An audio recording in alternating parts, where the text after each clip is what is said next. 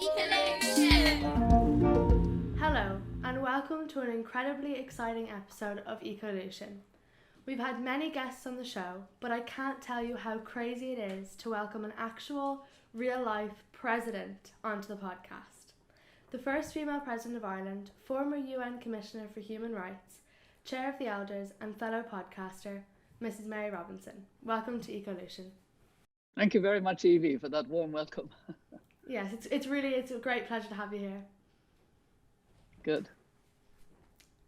So I wasn't actually joking about the fellow podcaster. You made a brilliant podcast called Mothers of Invention. Why did you decide to embrace podcasting to discuss issues around climate? Well, you know, it's quite funny. I had written a book about climate justice, which was stories of some of the extraordinary people I'd met who were making their communities more resilient, more able to cope with the shocks of climate. And I wanted to tell the story so people would understand how real climate is now, not in the future, but now. And I finished the book and I thought, but I'm still not satisfied. I need to communicate better. And I wanted to make a documentary. And I was told, no, it takes too long and you're probably not the best person. Why don't you do a podcast? And believe it or not, Evie, do you know what I had to do? I had to ask, what is a podcast? I didn't even know what it was.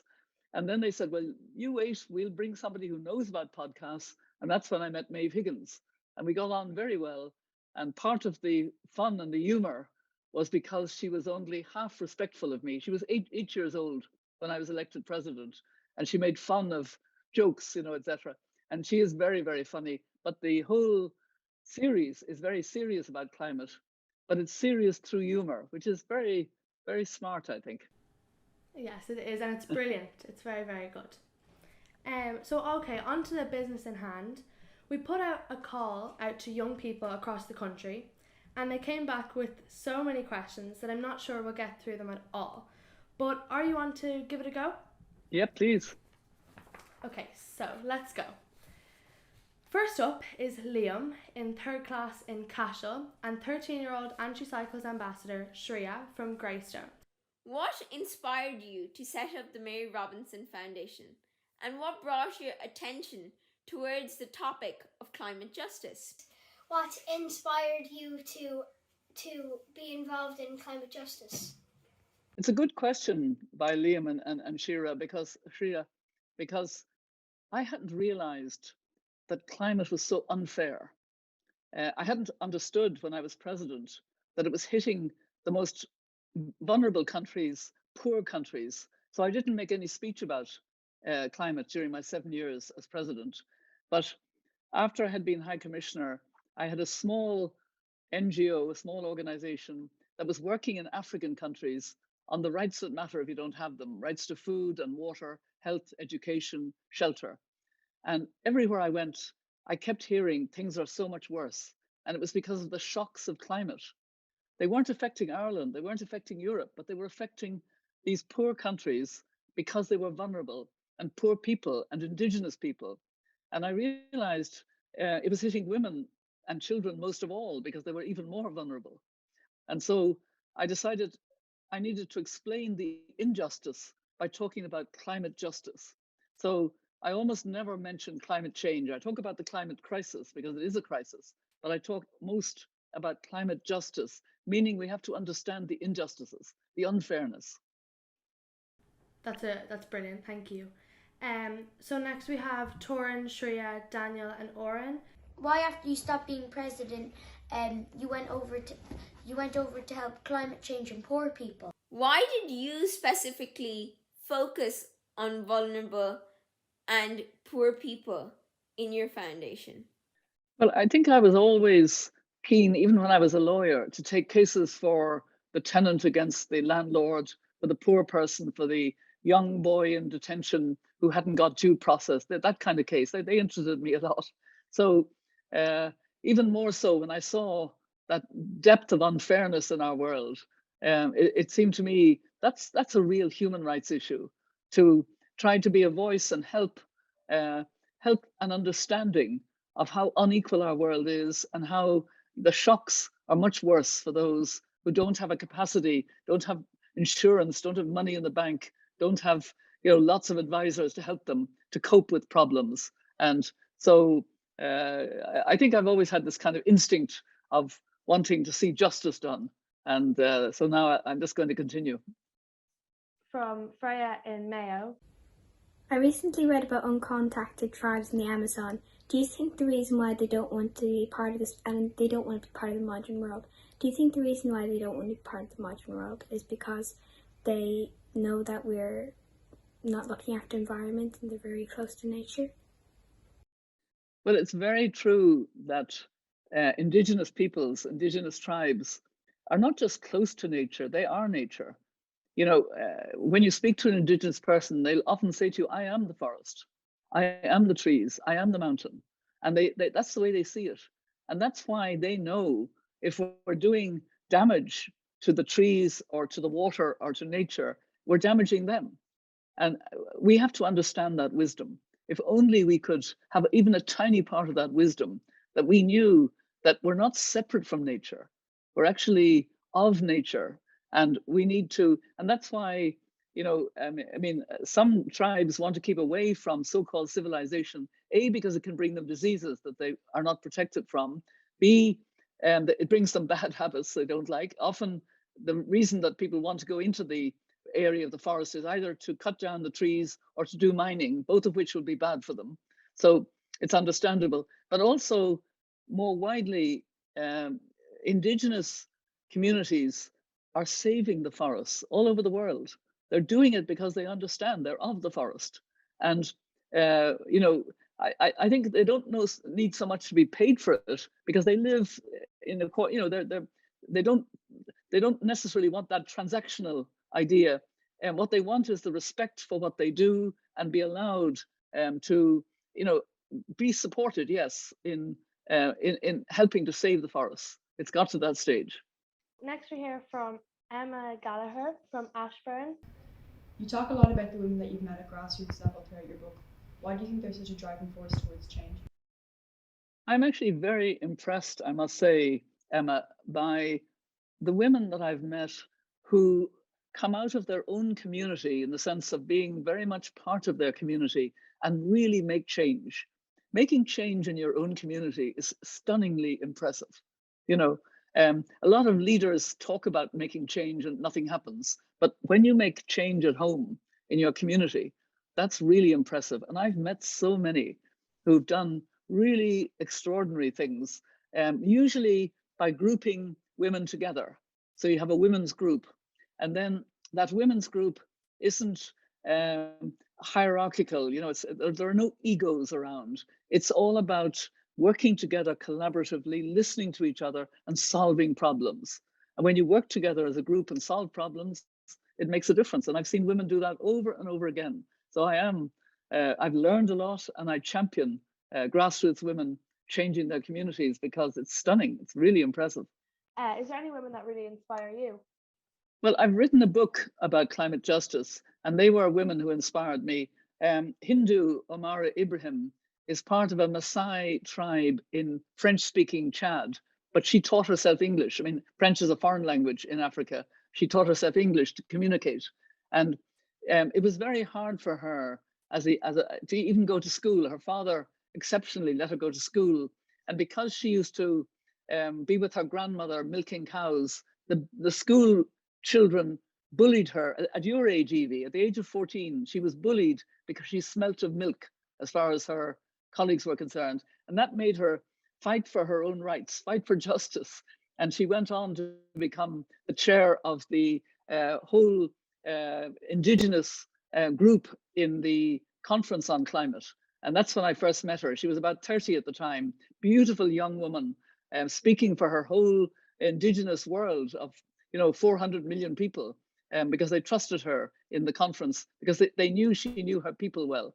There were also lots of other, more local.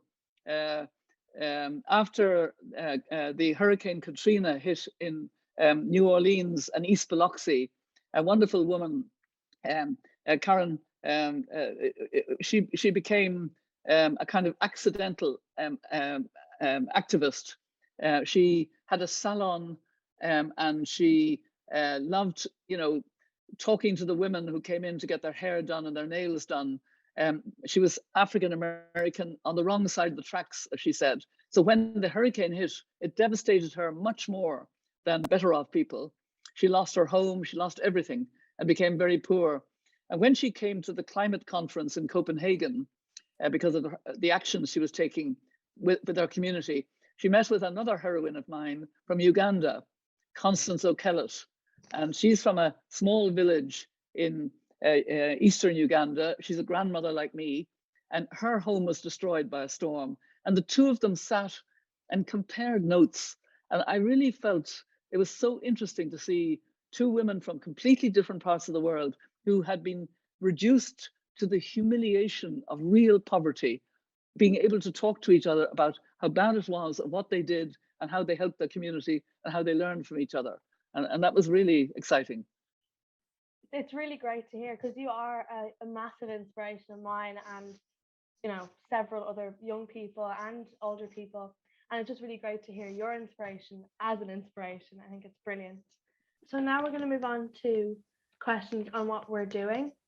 So Finn from Cashel asked, what is the most damaging thing we are doing to the environment at the moment? Yeah, that's a really good question. I think what we're doing is we're damaging the ecosystems as a whole, meaning we're producing emissions that are warming our world dramatically. And that's causing all kinds of damage down the way. We're also causing damage to the oceans, acidification and plastic in the oceans. And that's destroying sea life and fish. And the heat is destroying the coral reefs that so many fish depend on. So it's that kind of systemic change, and not one individual action or one, or in one place. It's the way we're not understanding that nature is our huge friend. Nature is absorbing so much carbon, but if we treat nature so badly, nature could turn against us. That's what the scientists are afraid of. That's what they call the tipping points, when nature suddenly turns the other way and becomes, part of the problem because it's out of control. And we're not there yet, and I hope we never get there. But that's what they're talking about. So we should be very respectful of nature and not be. We should be understanding that our best future is in front of us. Yeah, I want you young people to keep saying that. Your best future is in front of you, because you're going to have a future of clean energy. You won't have the awful fossil fuel that is fumes, etc. You remember at the very start of COVID, everybody was talking about the air being cleaner. We could hear the birds singing. People felt closer to nature. We want to be like that all the time. We want cities that are green, and then more cycling, more bus routes, etc., less cars, even electric cars. And we want countryside that is natural farming, conservative farming. Farmers are very good at conservation. They just need to be encouraged to move more and more in that direction. Just a question for myself. Do you think the pandemic positively affected the climate crisis in a way? It showed us, Evie, in a very short time that we could reduce. It showed us that collective behavior matters. That was probably the more important lesson, because the collective behavior I'm talking about was new things we had to do. New things like putting on masks, like washing our hands all the time, like keeping away from each other, which isn't our natural thing, not hugging and not being close to each other, and staying at home. And we learned all those things. Now we have to learn new behavior for this world we're in, which is being much more efficient on energy, changing to clean energy, not doing waste as much as possible, even changing our diet a bit. I'm not saying everybody has to be vegetarian or vegan. I've made a commitment to be a pescatarian, meaning I don't eat meat anymore, except I have to confess, Evie, I cheated during COVID because I was with my meat-eating husband, the two of us on our own, and it would have been a waste of food. And I do like meat still, even though I'm giving it up for climate. So it's kind of, but everybody can make a bit of effort. And that's behavior change. And when you change behavior, you change what consumers can speak collectively, and then manufacturers realize we shouldn't be producing fashion to throw away, instant stuff, plastic, all of that. We should use and reuse things and learn that these are things that have taken out of nature to make them. So be careful about them and reuse them. When I was growing up, I learned to sew and to darn, to put on buttons, etc. And my brothers had hand-me-down clothes. I had 4 brothers.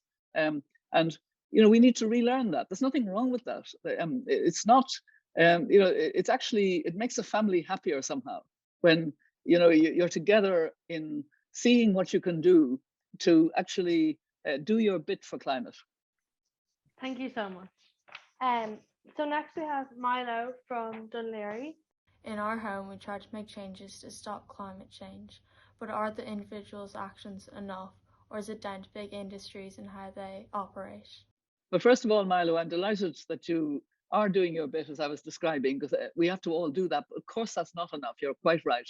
We have to make sure that we keep the focus on the big emitters, big governments, but also big oil companies and gas companies, and especially coal companies. They have to get out of the producing, especially new extracting new areas that they're looking for, because we have enough fossil fuel in the world to destroy the world. We don't need any more. And we see in this country, we have peat, turf, and we have 400 workers who are having to be laid off. And the Irish government has its just transition.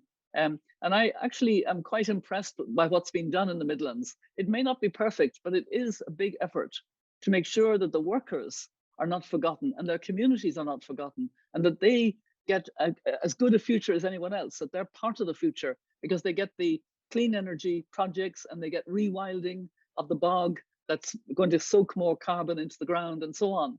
And other countries with coal have to do their just transition and honor the workers in doing it. It's a very, very important part of what I call climate justice. Not to suddenly, like happened in Wales when I was growing up, we saw awful deserted villages because the coal mines had shut suddenly under Margaret Thatcher and her administration. And it was very, very cruel, basically, for a lot of people, and especially for children of those families.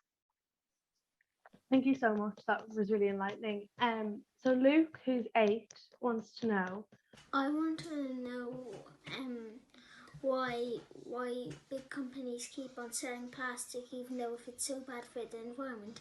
And around here, I always see my neighbours and other people, my friends, picking up plastic.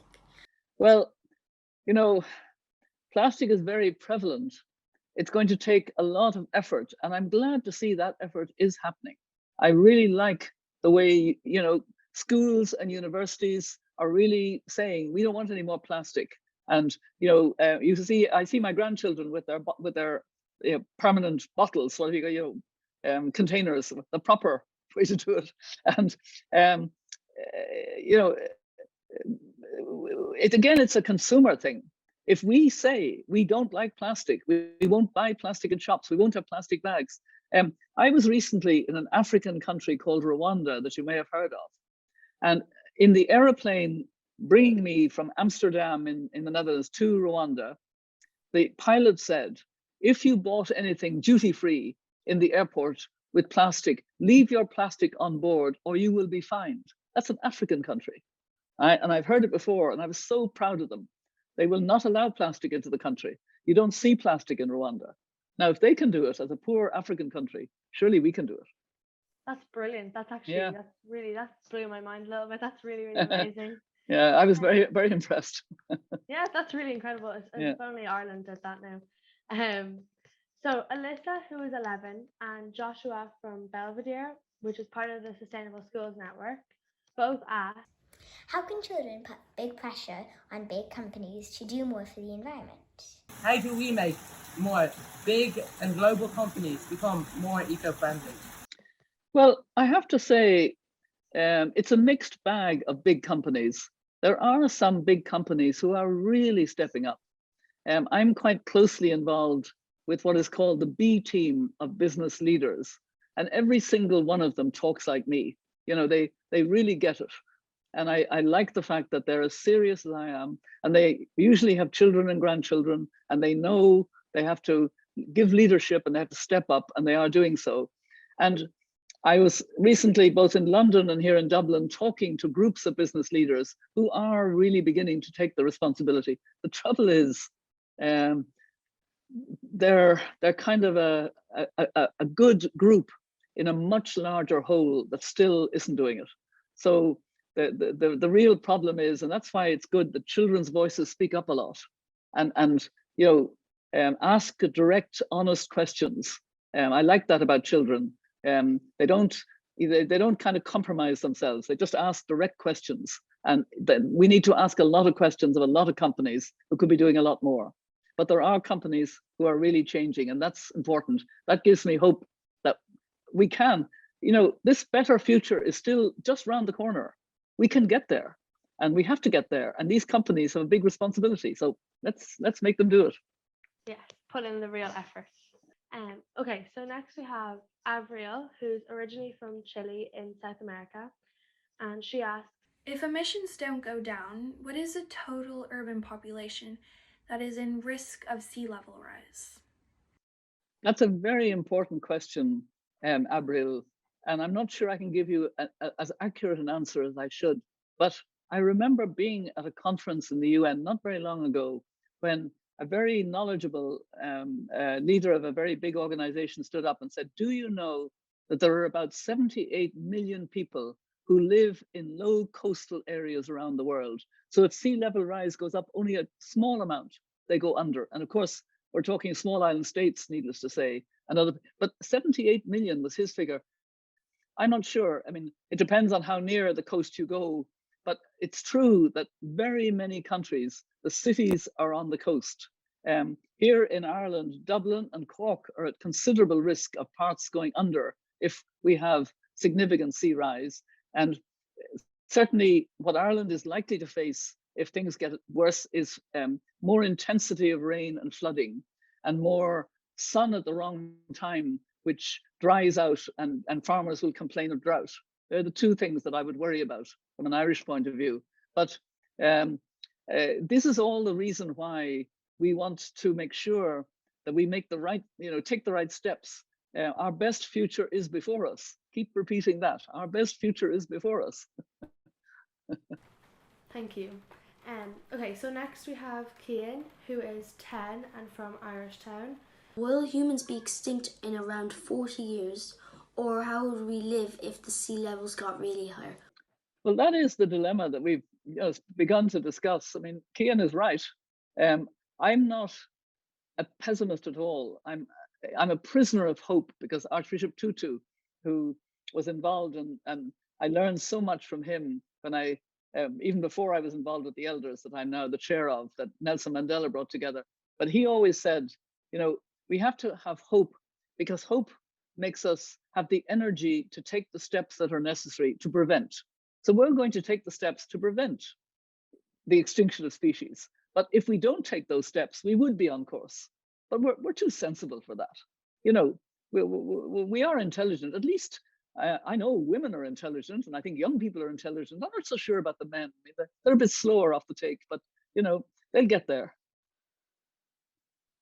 Yes, I think that's a very good point. So Lila in Mayo asked, there seem many things being promised, and politicians say they have, global warming and environmental justice at mind. But there seems so little being done and so much promises made. Do you think things will be sped up? Yeah, I think a lot about that, Maya. I really do. Or Lila, I'll tell you why. I think governments are still too, concerned about the immediate. Yes, food and fuel prices are going up. We've got a war in Ukraine. These are all very heavy things, and they tend to think that climate is somehow of the future, and they can worry about it later. But actually, that's not true. The gap is very narrow now to be able to take effective steps. So I'm very keen that children and young people and women leaders and religious groups, that we all speak up and up and up all the time and build a big consumer sense. We're not going to tolerate politicians who don't take seriously their responsibility. We're not going to tolerate fossil fuel companies that are doing what scientists say will destroy us. We have to have the loudest voice for the next until 2030, which is only 7.5 years away. Because by 2030, we have to have reduced emissions by 45%. The scientists are very clear on that. So carbon emissions have to be reduced by 45%. We're not on course for that at the moment. So we need a big voice, pushing, demanding, questioning. The media are important as well. But I think if there's a broad societal movement, which we need, really saying, as the young climate activists have been saying, and I'm so impressed by them, and have learned that the direct voice is very important. And don't underestimate your children's voices. I mean, these are brilliant questions that I'm getting, and they're the right questions to ask of all politicians, as much as possible. Yes, I think the youth voice is actually just really, really incredible of this generation. I think it's amazing, Yeah. and it's incredible to hear. Okay, so Neve Purcell in TY, who's also part of the FSN, asks, as a well-known climate activist, how do you think we can stop people from thinking and feeling that the climate crisis won't affect them in their lifetime?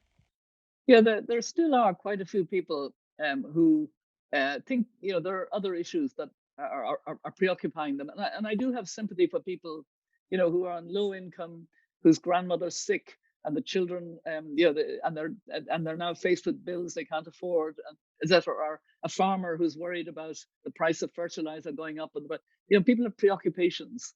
But I think we actually need to rise a little bit above these preoccupations and realize this is very serious. This is about whether we're going to have a good future. That's worth worrying about.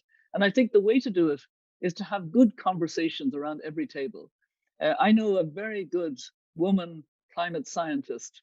Her name is Catherine Hayhoe. She's written a very good book called Saving Us. And she starts by saying, we don't talk about climate enough. Now, you children clearly do talk about it because your questions are great, but people don't talk enough about it around the table, around the community, in the, wherever. I was very glad that the Irish Senate, the Seanad, is being used now to get young people to talk to senators about climate.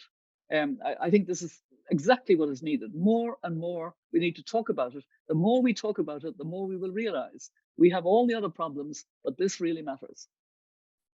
Yeah, and I think it's really just about getting our voice out there, I think. Emma, again, from Ashburn. You have dedicated 20 years of your life as an activist into climate justice, and now after the pandemic, after everyone has had ample time and opportunity to reflect and reassess, I feel that everything has gone back to the way it was beforehand and nothing has changed. How do you not despair? Well, I mentioned Archbishop Tutu, and let me tell you, when I learned that lesson from him, we were on a panel together in New York, it must have been about 15 years ago, with young people. And the young people were all on their iPhones and their iPads. And this was quite new 15 years ago. And we were told, it's possible that this conversation may be trending. And neither Archbishop Tutu nor myself knew what trending meant or any of this social media language. It was completely new to us. But when Archbishop Tutu is in front of young people, he tells them how much he loves them. He was waving his arms, smiling, laughing, joking. And the moderator of our panel said quite sharply, Archbishop Tutu, why are you such an optimist? And he looked at her, he smiled, and he said, oh no, dearie, I'm not an optimist. I'm a prisoner of hope. And I understood then, and I've thought about it a lot since, what he meant. What he meant was, if you talk about the climate crisis in terms of how terrible it is and how we're not on course for a safe world, and the emissions are going up, and the biodiversity is going down, and the oceans are getting covered with plastic, etc., then all the energy goes out of the room. People just put the head down and say, well, look, I can't cope with this. I'll just get on with my life. And that's not what we want. That's not what we want. What we want is people to be prisoners of hope, that actually we have the energy to take the steps, small steps, bigger steps, even more ambitious steps, one after the other, in order to make sure that we turn things around. We have to turn things around. There's no doubt about that. But if we turn things around, our best future is before us. We have to look forward to that future. I think that's a great way to look, especially when people are dealing with eco-anxiety. I guess now I'd like to move on to some of the solutions, which are of course led by our young questioners. So first we have Paddy Shanahan, who's currently based in Bali. This year I've had the opportunity to visit Borneo, where they make a huge amount of their money from palm oil production, that which can be disastrous in terms of both habitat loss and the environment. My question is, can we offer them an alternative? Is there a future in which Indigenous people are paid to remain guardians of the forest, instead of cutting them down to make way for palm oil? Well, I must say Paddy is having a very interesting experience being in Bali and seeing firsthand the way that the palm oil plantations do destroy the forests. There's no doubt about that. And we need palm oil for so many things, but actually it's very destructive, very destructive. And I think it's really important, as I was saying earlier, to recognize that Indigenous communities save the forests. They live, they're part of, they are of nature. They know how to do it. And we need, support for, and there are schemes, not all of them work too well, the REDD+ and other schemes to help to preserve forests and to help to preserve communities within forests. But unfortunately, both with logging, cutting down trees, and the palm oil industry, there's a lot of money being made on the other side. And we just have to get rid of that. We have to get out of those kinds of products. I'm very keen on, the fashion industry, learning about slow fashion and recycling. The cosmetics industry, learning about what cosmetics don't use palm oil, or if they do, it's green palm oil, if I could put it that way. And everybody being very careful about what we're using now and where it's sourced and what it's doing, because we're all consumers who, if we think about it enough, can collectively change, as we changed the behavior during COVID.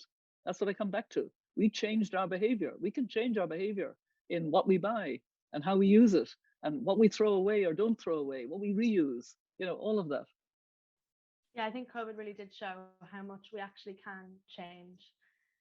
So this next question actually came in without a name, but it is a very, very good question. How can developed countries like Ireland help support developing countries in their journey towards a fossil-free future? Well, that's an excellent question. I'm glad you included it. It's an excellent question because, it's a justice question, actually, because believe it or not, Ireland is part of that world of fossil fuel that has created injustices to developing countries, in the fact that they are more vulnerable, so climate hits them more quickly. It's more vulnerable to women because their social roles are more limited, and they don't have the same power, don't have the same access to credit, etc. Maybe don't even have land rights to try and combat the shocks. So there's a justice dimension to it. I have to say, I do think Irish Aid works very well with developing countries on this. Irish Aid has been way ahead of Irish government and Irish people in understanding the injustices of climate. And I'm really pleased about that. And there's no doubt that developed countries must help. I mean, at the last conference, we saw what could be a good model at a bigger level, where a number of countries said they would provide $8.5 billion to South Africa, which is 80% dependent on coal, to get out of coal, knowing that South Africa, without help from outside, probably won't be able to do that. Now, that's a good move. We need to see more of that. It isn't working perfectly. There's room for improvement even on that, but it's the idea of a kind of solidarity. When the Sustainable Development Goals, you see, I still wear the badge of the Sustainable Development Goals. When that was brought about, and there was, our Irish ambassador was at the heart of it, and the language of it, it was all about leaving no one behind and showing solidarity. Similarly, the Paris Agreement was all about solidarity and helping the poorest countries to go green more quickly. But we didn't see it happen. They didn't get the investment, they didn't get the skills, the training, even the intellectual property.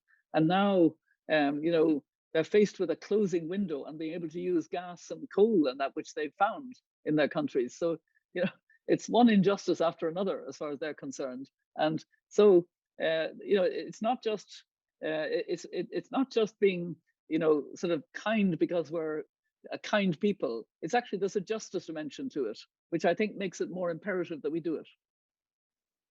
That was brilliant, thank you. Okay, so our next question is from Callum from Cashel. You have been President of Ireland. Was that job more important than the job you are doing now? Well, Callum, let me put it this way. Being elected President of Ireland was certainly the greatest honour that I have ever had or ever could possibly have expected to have. And for those 7 years, I remember waking up every morning and I felt I need to work as hard as I can and as well as I can, because I have the privilege of being President of Ireland. You know, I had another interesting job after that as UN High Commissioner for Human Rights. It brought me into a wider sense of how unequal our world is, how unfair it is, how we need to fight for human rights and justice. Now I'm in a role where we don't have power, and I'm an elder. I'm just an old person now. But we as elders have a wisdom that we want to share with, and in particular share with young people and learn from young people. The elders were brought together by Nelson Mandela in 2007 to work for peace and human rights, knowing that we were no longer actively seeking jobs or anything. We were independent and we had accumulated a certain knowledge and wisdom, and we were keen to be of service. So when we were brought together, you know, we found that collectively we could do more than we could have just individually. And we had a great chair to begin with, Archbishop Tutu, and then we had Kofi Annan as our chair, who was a former Secretary General of the United Nations. And now I'm the chair of the elders. So I actually feel a great responsibility in that job as well. I'm very privileged that I've had jobs that are quite important in that sense, but the greatest honour was to be President of Ireland. There's no doubt about that. Thank you so much. So our final question is from Aoife, who is 6 and from Dublin, as well as Juno, who's 11 from Dublin. They both ask, what can I do to help the environment? I'm very worried about climate change and I'm wondering what I can do to help. Well, I think that's a really good question. And I would say, don't underestimate your power. Children have a power to speak out, to speak in the family, to speak in school, to speak up and to say, you know, are we doing enough, etc., but not to feel that you have the major responsibility. I made it clear in an earlier question, we all need to do our bit, but the biggest responsibility is with governments and with fossil fuel companies and investors in fossil fuel and all those big guys out there. They need to do what they need to do. But it is important that we all treat this as a crisis. And when it's a crisis, you take steps. So every family should be taking steps. And I love a phrase that Kofi Annan used a lot, and it seems a very suitable answer to this question. And listen carefully now, all of you, to this. You are never too young to lead, and you are never too old to learn. So you see, I'm never too old to learn. You are never too young to lead. So that should give you confidence. Thank you so much. And with that, that's our final question. I can't believe we got through them. Thanks to all of our brilliant questioners for such a huge variety of topics. Mrs. Robinson, I can't thank you enough for coming on Ecolution. It has been a total pleasure to speak with you. Is there any final thought or call to action you'd like to share with us before we finish up? Well, first of all, I'm really impressed with you, Evie. You know, you seem a very accomplished, you know, moderator and star and interviewer, and nothing phases you. There were a couple of moments there when others would be thrown. No, you kept on, you know, brilliantly. I don't really have a final word, except I think we need to do this more often, this intergenerational conversation. I'm a real believer in that. And I was glad to be invited to this particular podcast because I think we, you know, maybe just a difference in the intergenerational conversation from when I was growing up. I had a beloved grandfather. He was a retired lawyer who taught me about justice. And he spoke about the cases he took for the tenants against the landlords. And I loved that he didn't know how to talk to a child. So he talked to me as if I was an adult. And I, you know, got kind of oxygen of being treated as an adult, and I loved it. But I wouldn't have dreamt of saying anything to him. It was a one-way. Now it's not, because you young people are digitally smart. You're connected. You look at the questions I've been asked. how deep and wide they are. You know, you've got a breadth of vision. And so the conversation is much more learning from each other. You know, never too young to lead, never too old to learn. So this intergenerational conversation I'm passionate about, and I'm glad to have had this opportunity. Thank you so much. It has been really amazing for me. Thank you so much. And just the last thing before we go, I just was wondering, where can people find out more about the work that you're doing now? Well, if they go into the website of the elders, theelders.org, that shows the work of the elders that I'm chair of, but also the podcast Mothers of Invention. I have a book on climate justice that was brought out, and it has 2 bylines. One of them is climate justice, hope, resilience, and the fight for a sustainable future. And then there's a paperback version which took a different byline, which is from our podcast, which is that climate change is a man-made problem and requires a feminist solution. And I always explain that man-made is generic, we're all responsible, and a feminist solution includes as many men and boys as possible, because it's the solution that is collaborative, listening, no egos, not hierarchical, and wants to take the hard decisions if necessary to get to where we need to get to. And that's what we need. That's the kind of solutions we need. Thank you so much. Okay. This is really incredible. Thank you so much. Not at all. And all the best, Aoife. Now you're going to go far. You're going to go very far. Okay. President Mary Robinson, on my podcast. I think I'm going to need to take a week off to recover. If this is your first time listening to Ecolution, welcome along. We have a back catalogue of 52 episodes that you can delve into. From biodiversity to activism, farming to eco-anxiety, we've covered a whole lot, and we still have a whole lot more to do. I think this new series is particularly strong. Only kidding. Hope the Leaving Cert's going well, James. If you could, like, review, or follow the show wherever you get your podcasts. That really makes a difference. Ecolution.